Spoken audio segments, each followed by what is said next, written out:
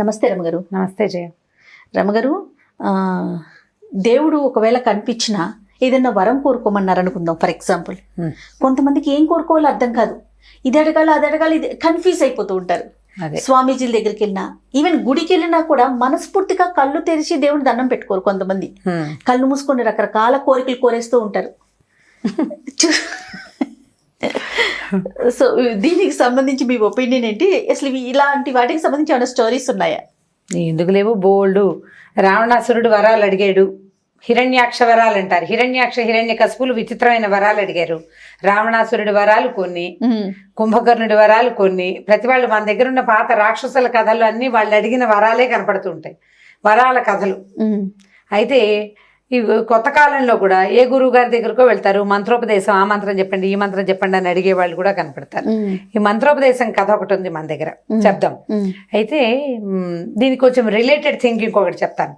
మన మామూలుగా రచయితల గురించి కొంతమంది పెద్దవాళ్ళ గురించి చెప్తుంటాను అప్పుడప్పుడు నేను. విశ్వనాథ సత్యనారాయణ గారిని తెలుగులో అత్యద్భుతమైన రచయిత, వేయి పడగలు లాంటి పరమాద్భుతమైన పుస్తకం రాశారు. వారిది పురాణ వైర గ్రంథమాల, నేపాళ రాజవంశ కథలు, కాశ్మీర్ రాజవంశ కథలు అత్యద్భుతంగా ఉంటాయి. ఈ లాంగ్వేజ్ మీ బోటి వాళ్ళకి కొరుకుడు పడదు, మేము చదువుతాం బాగా. నేను వేయి పడగలు అయితే 30 సార్ల కంటే ఎక్కువే చదివాను. మహా ఇష్టం వేయి పడగలు అంటే నాకు. ఈచ్ అండ్ ఎవ్రీ క్యారెక్టర్ వచ్చు నాకు నోటికి, అంత పిచ్చి అనమాట, అంత ఇష్టం బాగా. ఈ విశ్వనాథ సత్యనారాయణ గారి కథల్లో పులిమృగ్గు అనే ఒక కథ ఉంది, పులిముగ్గు. ఈ పులిమృగ్గు కథలో ఎలా చెప్తారంటే, ఒక మనిషి పులిగా మారడానికి, మనిషే మానవుడు పులిగా టర్న్ అవటం, పులిగా మారటానికి ఒక విచిత్రమైన ముగ్గు, వేరువేరు వర్ణాలు కలిగిన కొన్ని ఆకులు, అలమల తాలూకు రంగుల పొడులు చల్లి దాంట్లో పడి దొర్లుతాడనమాట. అతను పడుకుంటాడు, అందులో పులిగా మారతాడు. మళ్ళీ అతను వెనకొచ్చి ఆ ముగ్గులో పడుకుంటేనే మనిషిగా మారగలడు. పులి ముగ్గు అసలు ఎంత ఇంట్రెస్టింగ్గా ఉంటుందంటే, అది ఎవరైనా మంచి పాతకాలపు భాష, చక్కటి భాష చదవగలిగి ఉంటే, ఆసక్తి ఉంటే తప్పకుండా విశ్వనాథ సత్యనారాయణ గారి పుస్తకాలు చదవాలి. అందులో ఈ పులిముగ్గు చదవాల్సిన కథ. నేను ఒక సంవత్సరం సాధారణ తెలుగు ఉంటుందా, కొద్దిగా కొంచెం పాతకాలపు తెలుగు, చిన్న గ్రాంధిక ఉంటుంది, గ్రాంధిక ఉంటుంది. తాపీగా చదువుకుంటూ వెళ్ళాలి. కథలో మనకి కథ అందట్లేదని అనిపిస్తుంది, సగం చదివాక కానీ కథ అందదు, మనకు అర్థం కాదు. వారి స్టైలు, ఆ డిక్షన్ చదివేందుకు అలవాటు ఉన్న వాళ్ళు ఈజీగా చదవగలుగుతారు. నాకైతే ఇంకా నేను అటు ఇటు వెళ్ళాను, దాంతో ఉండిపోతాను. డెఫినెట్ గా ట్రై చేస్తాను రమగారు, నేనైతే ట్రై చేస్తాను, కష్టపడి చదవాలి తప్పకుండా. అయితే ఈ పులిముగ్గు చదివినప్పుడు అలాంటిది ఒక చందమామ కథ చదివినట్టు ఎప్పుడు అనుకుంటూ ఉండేదాన్ని నేను. మా చిన్నప్పుడు మా అక్కయ్య ఒకసారి చెప్పింది కథ, అది ఈ పులిముగ్గు కొంచెం దగ్గరగా తోస్తాయి. ఒక ఊళ్ళోనట సోమశర్మ అనే ఒక బ్రాహ్మడు ఉన్నాడు. బ్రాహ్మడు భార్య, వాళ్ళిద్దరికి ఏదో విపరీతమైన కోరికలు ఉండేవి. అయితే ఒకసారి ఒక స్వామీజీ దగ్గరికి వెళ్ళారు. స్వామీజీ దగ్గరికి వెళ్తే ఆయనకి బాగా సేవించారు. వీళ్ళేవో పళ్ళు ఫలాలు పట్టుకెళ్ళారు, అపూర్వమైన పదార్థాలు కొన్నిచ్చి ఆయన్ని ఏమి అడిగారంటే, ఈయన అడిగాడు, పులి మంత్రం చెప్పండి మాకు అని అడిగారు. పులి మంత్రం అనేసరికి ఆయన అన్నాడు, ఎందుకయ్యా ఇలా పిచ్చి పిచ్చి కోరికలు, ఇవి ప్రమాదాలకు దారితీస్తాయి. నేను ఈ మధ్యకాలంలో ఎవరికి ఇవ్వలేదు ఆ మంత్రం అంటే, కాదండి మేమన్నీ కలిగి ఉన్న వాళ్ళమే, మాకు ఇంకే కోరికలు లేవు, ఆ పులి మంత్రమే కావాలి అని అడిగారు. ఈ పులి మంత్రం ఏమిటంటే, ఒక మంత్రం చదివి అక్షింతలు ఇచ్చాడు ఆయన, ఎర్ర అక్షింతలు తెల్ల అక్షింతలు. ఈ అక్షింతలు దగ్గర పెట్టుకోండి. ఈ మంత్రం చదివి ఈ ఎర్ర అక్షింతలు కనుక ఒక మనిషి మీద వేస్తే వాళ్ళు పులిగా మారతారు. అయితే వీళ్ళు, ఈ మనిషి పులిగా మారిన ఇది ఒక మచ్చగా ముఖం మీద కనపడుతుంది. మనిషి తాలూకు మచ్చ అనమాట. అది మామూలు పులులకు మచ్చలు ఉండవు, అవి చారలు ఉంటాయి కదా. ఇప్పుడు మళ్ళీ మనం తర్వాత రెండో మంత్రం అంటే మనిషిగా మారే మంత్రం చదివి రెండో అక్షంతలు, తెల్ల అక్షంతలు ఆ మచ్చ మీద పడేలా గనక వేస్తే మామూలుగా అయిపోతారు. జాగ్రత్త ఒకటి. రెండోది, ఇప్పుడు ఎవరైతే పులిగా మారడానికి ఇష్టపడతారో వాళ్ళనే చెయ్యాలి. ఎవరిని పడితే వాళ్ళని నువ్వు చేయలేవు, మారడానికి ఇష్టపడాలి వాళ్ళు, ఒకటి. రెండో పాయింట్ ఏంటంటే, పులిగా మారిన తర్వాత వాళ్ళకి నేను మనిషిని అనే ఇంగితం ఉండదు. ఓకే అని చెప్పాడు. సరే, వీళ్ళిద్దరూ భార్యాభర్త ఆ మంత్రం చక్కగా విన్నారు అంటే ఆవిడేం వినలా, ఆయనే అతను నేర్చుకున్నాడు. ఇంటికి వెళ్ళాక ఈ భార్య, ఏమండి ఆ పులి ఎలా ఉంటుందండి, ఓసారి చూడాలనుందండి అని పీడించడం మొదలుపెట్టింది. చూస్తాను చూస్తాను పులిని చూస్తాను పులిని చూడాలి అంటే ఎవరిని అడుగుతాం? ఏమైనా నువ్వు పులేవు అంటే ఎవరైనా ఒప్పుకుంటారు? ఎవరు ఒప్పుకోరు. పైగా ఇందులో ప్రమాదం ఈవిడుంది, వాడికి స్పృహ ఉండదు. ఒకవేళ ఏ కారణ పరిస్థితుల్లో అయినా వీడు గనక చేయలేకపోయాడా, రెండో మంత్రం వేసి రెండో మంత్రము రెండో అక్షంతలు పడకపోతే వాడు శాశ్వతంగా పులిగా మిగిలిపోతాడు. ఒప్పుకోకపోవచ్చు. ఏం చేయాలి? అప్పుడు ఆవిడ రోజు నేను పులిని చూస్తాను ఎప్పుడూ జీవితంలో చూడలేదు, కథలో వింటాం తప్ప అని రోజు సతాయించేది. ఈయన ఏం చేశాడు, ఒకరోజు ఫోన్లో ఇవే ఓ పని చేద్దాం, నేనవుతా పులి, నువ్వు పులిని చూడాలి కదా, మంత్రాలు 2 నీకు చెప్తా, ఎదుగో అక్షింతలు జాగ్రత్త పెట్టుకో. మంత్రం చెప్తాను కదా నేను, నువ్వు మంత్రం చదివి నా మీద అక్షింతలు వేయి, నేను పులైపోతా. నువ్వు చూసేశాక మళ్ళీ రెండో మంత్రం చదివి అక్షింతలు వేస్తే నేను మనిషి అయిపోతాను అని చెప్పాడు. బాగుంది. సరే మంత్రం తరోగా నేర్పించాడు భార్యకి. పెద్ద ఇల్లు వాళ్ళది, అన్ని పక్కల తలుపులు వేసేశారు. భార్యని జాగ్రత్తగా పులిని చూస్తే భయపడతావేమో, పైగా నాకు స్పృహ కూడా ఉండదు, అటకెక్కమని దీచనేసి అటకెక్కిచ్చాడు. అటక మీద కూర్చుంది భార్యామణి, కింద నుంచున్నాడు భర్త గారు. సరే ఆవిడ ఏం చేసింది, మొదటి మంత్రం చదివి అక్షింతలు వేసింది. వేసేసరికల్లా ఈ చక్కగా నుంచున్న మనిషి ఉన్నట్టుండి పులిగా మారిపోయాడు. నిజంగానే మారిపోయాడు. గాండ్రించడం మొదలుపెట్టాడు. ఒక్కసారి ఇంత పొడుగు జంతువు, అమిత బరువు, అది అటు ఇటు చూస్తే దడబుడుతుంది, గుండెలో భయం వేస్తుంది, కంగారు వచ్చేస్తుంది. మామూలు భయం కాదు. పులిని ఇలాంటి జంతువుని మనం డిస్కవరీ ఛానల్లో చూస్తేనే, అది చీకటిగా ఉన్నప్పుడు చూస్తే మన మీదకే వచ్చేస్తుంది అనిపిస్తుంది. ప్రత్యక్షంగా చూస్తే ఇంట్లో కింద అరుగు మీద కింద ఉంది పులి, మనం అటక మీద ఉన్నాం. హడిలిపోయింది ఈ అమ్మాయి, ఎప్పుడూ చూడలేదు, అది అలా ఉంటుందని తెలీదు. ఈ పారిశర్మ 40 ఏళ్ళ వాడు, అంటే ఇప్పుడు పులి యంగ్ పులి అనమాట. అది తోక నేలకేసి కొడుతుంది కోపంతో, బయటికి వెళ్ళిపోవడానికి ట్రై చేస్తుంది. ఇక తలుపులు పగలగొట్టడానికి భీభత్సంగా గాండ్రించి అది ఆ తలుపులు పగలగొట్టేయడానికి, తలుపులు తోసేయడానికి ట్రై చేస్తుంటే ఈ భార్య హడిలిపోయింది, భయం వేసేసింది. మొహం మీద మచ్చ కనపడుతోంది. ఆ మచ్చ మీద పడాలి అక్షింతలు, మంత్రం చదవాలి. మా అక్షింతలు వేస్తుంది కానీ మంత్రం రావట్లే, భయానికి మర్చిపోయింది. ఏం చెయ్యాలి? కెవ్వు కెవ్వు కెవ్వుమని కేకలు పెట్టేస్తోంది కానీ మంత్రం రావట్లేదు. భయానికి, మనకి భయం వేసినప్పుడు మనకి ఒంటి మీద ఉండదు, మైండ్ పనిచేయదు కదా, సెన్సెస్ పోతాయి, అన్ని కేకలు పెట్టడం ఒకటే మిగులుతుంది. అక్షింతలు గడిగా పట్టేసుకుంది, వేసింది, కాసిన ఉన్నాయి ఇంకా చేతిలో, మంత్రం రావటాల.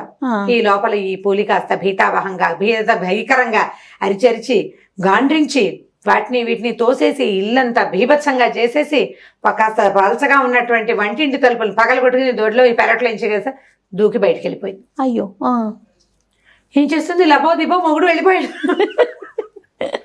భయం వేస్తోంది, ఏం చేయాలో తెలియదు. ఇంకా సాయంత్రం అయ్యేసరికి తమ్ముడు వచ్చాడు. ఏమిటి అక్క ఇల్లంతా ఇలా ఉంది, ఏమిటో ఏడుస్తావంటే, మా ఆయన పులైపోయాడురా అంటే, నీ మొహమండా ఇలాంటి పని చేసావని తిట్టాడు తమ్ముడు. తిడితే ఏం ప్రయోజనం, ఇప్పుడు ఆ పుల్ని ఎక్కడ పట్టుకునే పని? ఇంకా అక్కడి నుంచి ఊళ్ళో వచ్చేసింది. ఏమిటి, ఒక మచ్చల పూలేదో ఒకటి వచ్చింది, అది వీళ్ళని తినేయటమే. ఇక మేకలు లేవు, అవి లేవు, ఇవి లేవు, మనుషులు లేరు, చచ్చిపోతున్నారు దాంతో. దాన్ని పట్టుకోలేరు. పైగా కొత్తగా పులి అయ్యేసరికల్లా ఎంగగా ఉంది, దానికి మనిషినన్న స్పృహ లేదు, బీభత్సంగా అరిచారు. పులే ఇంకా అది నా గందరగోళంగానూ ఉంది. సరే ఏమైంది, ఆ ఊరు రాజుగారు పులి వేటకు బయలుదేరారు. ఇట్లా పులులు అవి వస్తే రాజులు వాళ్ళు వస్తారు వేటకి. సరే ఈ అమ్మాయి ఏం చేసింది, ఏం చెయ్యాలి మరి? ఆ రాజుగారు ఎటుపోతే అటు బోట మొదలు పెట్టారు, అక్క తమ్ముడు ఇద్దరు కలిసి. ఎక్కడో చోట పులి కనిపిస్తే అక్కడి నుంచి తను ఏం చేశాడంటే, చక్కని బాగా స్వాంతను పరిచి, వీళ్ళు తగలేసావు, సంసారం గుండం చేసుకున్నావు, కాగితం మీద రాయి మంత్రం గుర్తు చేసుకో అని చెప్పి ఒప్పించాడు. అమ్మాయి మెల్లిగా ఆలోచించుకుని, గురువు గారు ఏం చెప్పారు, వాళ్ళ భర్త ఏమన్నాడు, ఇదేమన్నాడు ఆలోచించుకుని మెల్లిగా కాస్త మంచినీళ్ళు దాగి 2 స్వీట్ ముక్కలు తింటే బ్రెయిన్ పనిచేసింది అనమాట. మెల్లిగా రాసుకుంది. గుర్తొచ్చిందిరా నాయన, పదరా వెళ్ళిపోదామంటే, ఇక రాజుగారు ఎక్కడికి వెళ్తే అక్కడికి వెళ్తున్నారు, అక్షింతలు చేత్తో పుచ్చుకుని. సరే రాజుగారు వచ్చాడు, మంది మార్పులు అంతా టకుటమారాలన్నీ వస్తాయి కదా, డమడమలాడించుకుంటూ వస్తే ఏమవుతుందంటే, ఈ పులి ఏ పక్కన ఉందో ఆ పక్కకి లీడ్ అవుతారు వీళ్ళు. సరే పులి ఉందని కనిపెట్టారు, అక్కడ మాటేసేసరికల్లా ఏమైంది, రాజుగారు ఏదో అదాటుగా అలా వాకే బయటకు వచ్చి నుంచున్నాడు గుడారంలోంచి. ఉన్నట్టుండి పొదల్లో చప్పుడైంది. పులి కనపడింది రాజుకి. అతను ఏం చేశాడంటే బాణం వేశాడు. బాణం వేస్తే పులి తాలూకు కుడి కాళ్ళలోకి బాణం తగిలింది. లోపలికి దిగాలి, కాళ్ళ మధ్యలోకి కనుక బాణం దిగితే పులి చచ్చిపోతుంది. కాళ్ళలో దిగితే దెబ్బతిన్న పులి ఇంకా విజృంభించి మీదకి వస్తుంది. విజృంభించి ఏం చేసింది, ఇతనేమో ఇంకా ఎక్కడో చోట దొరుకుతుందేమో, గాయపడిన పులి ఎక్కడో చోట పడి ఉంటుందని వీళ్ళు ఏం చేశారు, కొద్దిగా చీకటి పడేశారు కల్లా రెస్ట్ తీసుకుందామని ఓ చోట ఆగారు. మిగిలిన వాళ్ళంతా మంచినీళ్ళకి వాటికి వెళ్ళారు. ఈయన ఒక నేరేడు చెట్టు ఏదో ఒక చెట్టు దగ్గర ఆనుకుని నుంచుని ఉన్నాడు. రాజు ఉన్నట్టుండి పొదల్లోంచి పులి తన మీదకి దూకింది.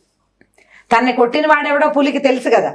ఈ దూకేసరికల్లా ఏమైంది, దూకటం ఇక రాజు మీద పడిపోయింది ఇంచుమించుగా. రాజుగారి మెడ పళ్ళతోటి పట్టుకుంది, ఓ పంజా వేసింది, మొహం పట్టుకుంటుంది. అసలు నానా గందరగోళంగా ఉంది. ఇక అయిపోయాను అనుకున్నాడు రాజు. ఇంతలో సడన్ గా ఏమైంది, తన మీద ఉన్నది పులి కాదు మనిషి అని అర్థమైంది రాజుకి. చచ్చిపోయాను అనుకోగానే కళ్ళు మూసుకుంటాం మనం, ఇట్లా కళ్ళు తెరిచి చూడం కదా మన మీద దూకిందని భయంతో కళ్ళు మూసుకుపోతాయి. ఆయనకు ఒక్క క్షణం తర్వాత బరువుగా ఉన్న పులి కాకుండా, ఈ గోళ్లతోటి ఉన్న పులి, పళ్ళతోటి ఉన్న పులి ముఖము కాకుండా మనిషి తన మీద ఉన్నట్టు తెలిసింది అతనికి. స్పృహ అలా అర్థమైంది. తెరిచి చూస్తే తన మీద ఒక బ్రాహ్మడు ఉన్నాడు, పంచకట్టుకుని చొక్కా లేకుండా ఉన్నవాడు. ఓకే, అతను పట్టుకుని ఉన్నాడు. తన్ని పట్టుకుని ఉండేసరికల్లా రాజు నిలబడి ఏమిటి ఎవరయ్యా నువ్వంటే, అవును నువ్వెవరు అంటున్నాడు బ్రాహ్మడు కూడా. తీరా చూస్తే బ్రాహ్మడికి కాళ్ళు బాణం గుచ్చుకుని ఉంది. ఈ లేచి నుంచున్నాడు. ఇంతలో ఏమైంది, చెట్టు మీద నుంచి ఒక అమ్మాయి దిగింది. ఈ బ్రాహ్మడి భార్య రాజుగారు ఎక్కడుంటే అక్కడ నుంచి చూసుకుంటున్నారనమాట వాళ్ళు. ఈ పులి ముందు కొట్టాడు, దొరుకుతుందేమో అని ఆ రాజుగారి దగ్గరికి వచ్చారు. అమ్మాయి చెట్టు మీద కూర్చునుంది. ఎప్పుడైతే ఈ మచ్చల పులి అతని మీద దూకిందో రాజుగారి మీదకి, ఈ అమ్మాయి ఏం చేసింది, అక్షింతలు కరెక్ట్ గా మంత్రం చదివి ఆ పులి మీదకి పడేసింది. మొహం మీద పడేసరికల్లా వెంటనే అతను మనిషిగా మారిపోయాడు. మారిపోయేసరికల్లా సరే రాజుగారు, అమ్మ ఈ కథ అంతా ఏం చెప్తారు, ఇతన్ని మనిషిని చేసావమ్మా, నన్ను రక్షించావు, లేకపోతే నన్ను చంపేసేవాడు కాస్తుంటేనని ఏం చేశాడు, వైద్యులు వాళ్ళు ఇప్పుడు ఏటకెళ్ళేటప్పుడు వైద్యుడిని వెంట తీసుకెళ్తారు. అవును, ప్రమాదాలకెళ్ళో ఇబ్బంది లేకుండా. వైద్యుడు వచ్చి ఈ బాణం లాగి, అది రాజు వేసిన బాణమనే సంగతి తెలిసిపోయింది. బ్రాహ్మణ హత్య చేయవలసి వచ్చేది ఆ పులి చచ్చిపోయి ఉంటే కనుక. సరే ఆయన కాలు కట్టుకట్టి ఈ అమ్మాయికి ఒక 2-3 అగ్రహారాలు ఇచ్చాడు రాజు. నీ వల్లే నేను బతుకున్నానమ్మా అని. ఆ తర్వాత బావమరిది బాగా కేకలేసి ఈ పులి మంత్రాన్ని ఇవాళకి వాళ్ళను విడిచిపెట్టేసేయాలని ఆవు చెవిలో ఆ మంత్రాన్ని ఉపదేశం చేయించుకున్నాడు. వదిలించేస్తారనమాట. వదిలేసాక ఇంకా ఆ మంత్రం ఫలించదు. ఆ తర్వాత మళ్ళీ తిరిగి వచ్చిన గురువు గారు, ఆ సిద్ధపురుషుడు తిరిగి వచ్చి వీళ్ళు చక్కగా 2-3 అగ్రహారాలు కలిగి ఉన్నారని తెలుసుకుని పులి మంత్రం పోని కొంత మటుకు ఫలించింది. ఏదో చిన్న ఇల్లు వాకిలి పొలం పుట్ర ఉన్న వాళ్ళకి అగ్రహారాలు వచ్చినాయి ఏం చక్క అని చెప్పి, నాయన ఇలా విపరీత మంత్రాలు వాటి మీద ఆసక్తి పెంచుకోకూడదు. విపరీత కోరికలు ఉన్నవాడు ఎప్పుడూ నశించిపోతాడు. ఎందుకంటే విపరీత వరాలు తీసుకున్నటువంటి ప్రతివాడు నాశనమైన వాడే కనపడ్డాడు కానీ విపరీత వరాల వల్ల బాగుపడిన వాడు ఎవడు కనపడ్డా. ఇప్పుడు విపరీత వరాలు కోరుకున్నాడు హిరణ్యకశిపుడు వల్లే నరసింహావతారం వచ్చింది. అవునండి, అంతే కదా. ఇప్పుడు మన లోకానికి మేలు జరిగింది, నరసింహావతారం కలిగింది, మంచిదే. కానీ అతను కోరిన వరం ఏమిటి, ఇల్లు కాదు వాకిలి కాదు, ఎన్నడిగాడు, పగలు కాదు రాత్రి కాదు, మనిషి కాదు జంతువు కాదు, అంత ప్లాండ్ గా చేసినా వాడి నాశనానికే అయ్యింది అది. అలాగే రావణాసురుడు అంతే. నరులు వానరులు తప్ప ఎవ్వరి వల్ల మరణం లేకుండా, అంటే నరుడి రూపంలో విష్ణువు, వానర రూపంలో రుద్రాంశలో హనుమంతుడు జన్మించారు. అలాగే అయింది కదా. కాబట్టి ఈ విపరీతమైన కోరికలు కోరుకోకూడదు. మనుషులు సాధారణమైన కోరికలతోటే ఉండాలి. విపరీతమైన మంత్రాలు ఏదో పగలదీసేయాలన్న ఆలోచనలు చేయకూడదని ఆ సిద్ధపురుషుడు వీళ్ళిద్దరికీ బోధించి వెళ్ళిపోయాడు. కథ కంచికి మనం ఇంటికి. ఓకే రమ్మగారు, ఇంకొక స్టోరీతో మళ్ళీ కలుద్దాం. ఓకే జయ. ఇక ఈ వీడియో కనుక మీకు నచ్చినట్లయితే లైక్ చేయండి, షేర్ చేయండి. మరిన్ని వీడియోస్ కోసం మా ఛానల్ని సబ్స్క్రైబ్ చేసుకోండి.